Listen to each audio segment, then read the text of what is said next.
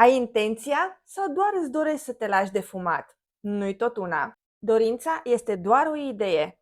Aș vrea să mă las de fumat. Este ca și cum visezi la o viață fără fumat, dar nu ești dispus să faci absolut nimic pentru asta. Intenția, în schimb, implică o hotărâre fermă. Am intenția să mă las de fumat și acționez chiar acum. Scrie-mi în comentarii, îți dorești sau ai intenția să te lași de fumat? Diferența? Dorința te menține într-o stare pasivă. Intenția declanșează acțiunea. Subconștientul tău reacționează la intenții, mai ales atunci dacă este susținută de diferite tehnici, precum hipnoza regresivă. Prin această tehnică poți foarte ușor și repede să descoperi ce anume te împiedică să-ți transformi dorința în intenție clară.